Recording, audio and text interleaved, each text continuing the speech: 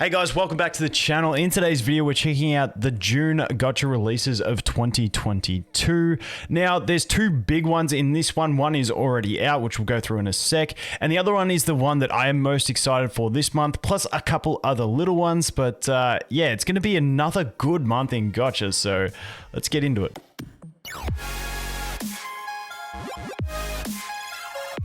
Okay, so first off, we have Diablo Immortal. That is already released. It released today, this morning, at the time of recording this. I haven't had a chance to jump in yet. I will definitely be jumping in and having a play. I did play the early alphas. The game has a really high level of polish. It's obviously been in development for about, what, 4 or 5 years? I think it was like 2017 or 18 that it got announced.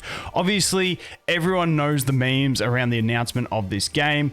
It copped a lot of heat, but I think they have honestly put in enough work into this game over 4 to 5 years that it's no longer a meme, and it's actually going to be a really solid game with like the customization, the gear. I just feel like it's actually going to be incredibly solid. Like I said, I haven't jumped into the full release yet, but it was very polished in the alpha, and I think a lot of people, especially if you're a Diablo person, will get a lot of joy out of this game. Me personally, I was always a WoW person, so I'm not as attached to the Diablo franchise, but still, when a game's that clean, you've got to at least give it a try and see if you like it. Obviously, it won't be for everyone, but I think Diablo is definitely going to be one of the biggest games of the year. And like when you've got 1 million downloads in the first 24 hours, it's going to be a big game. Now, two guys that I know are covering this more heavily are FG3000 and also Stu Gaming. I'll leave a link to both their channels in the description if you guys want to catch two dudes that I really respect in the space with some more content on that. But that is Diablo Immortal. Moving on from that, we have my pick. Honestly, if you're a Diablo Immortal fan and you're watching me say this is my pick, you probably think I'm an idiot, but Artery Gear Fusion, I love turn-based games. We've been playing a lot of Dislight on the channel this month.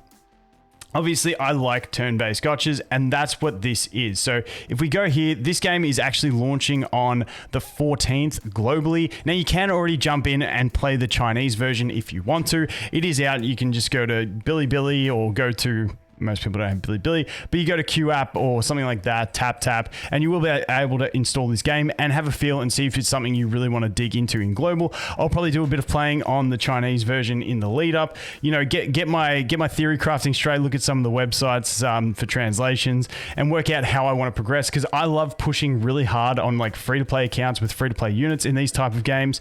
And you know, this one is no exception. I love turn-based gachas.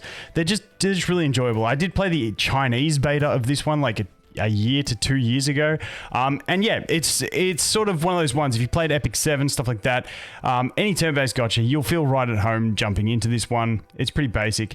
Now, the in-game models, I actually like the in-game models. They're like, I don't know how to describe them, because normal chibi is the ones that have like, you know, disproportionate bodies where they're really stumpy bodies. These ones have like the full bodies and like just the heads pop a little bit. It's hard for me to explain what they look like, but you guys could see it. So, you know, even with the animations, like their ultimate animations, they use those in-game models, but they like really flare it up like this. So I think this game is really well presented. The 2D art in the game, in the menu screens and stuff, is really well done as well. And like I said, these, to me, like personally, these turn-based gachas, it's just a formula that works. It's a formula that I thoroughly enjoy, and you can't really go wrong with it. Like, you got to gear grind. If you enjoy these type of games, you will enjoy this game. If you don't enjoy these type of games, you might not enjoy this game. But obviously, it has its few little bits of, you know, niche, you know, aspects to it. Like, you got like little support units that you can bring out with these support points and stuff like that.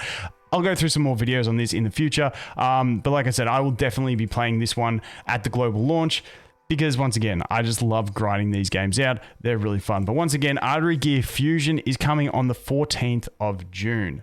Moving on from that, we have this one here, which is Disney Mirrorverse. Now, this one, it says install on my screen. I believe Australia's got like an early access to it, but the actual global launch for this one is going to be on June 23. So you can go and pre-register for this one. And what this one is, it's actually like an action RPG, but like sort of you know, it's got your map where you go stage to stage. So it's an action RPG, but it's not open world as such. It's like an instanced, a very tight instanced action RPG. You still control like the positioning of your character. You can dodge, you click all your attacks. They have hitboxes, all that sort of stuff. So it's like that fun, active gameplay with all your Disney characters. But yeah, it's very confined. I think it's not going to be something where you go out and explore like massive areas and stuff like that. It's going to be more instanced based on the combat in those sections. So if you're a big Disney fan, jump in and have a look.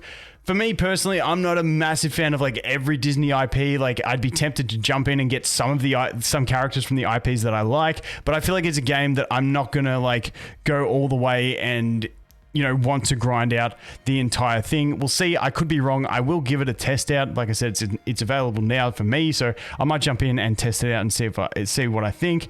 But you know, it actually looks quite polished, not too bad. Controls look pretty solid as well, and the gameplay looks nice. So if you're a big Disney person, feel free to jump in and check out the Disney Mirrorverse. Once again, that is launching on June 23. And then the next one on the list here is just Harry Potter Magic Awaken. I searched, I cannot find a release date for this. This has been on here for ages. I mentioned it last month. I don't know when it's actually releasing, but if anyone does, put it in the comments, and I'll pin the comment.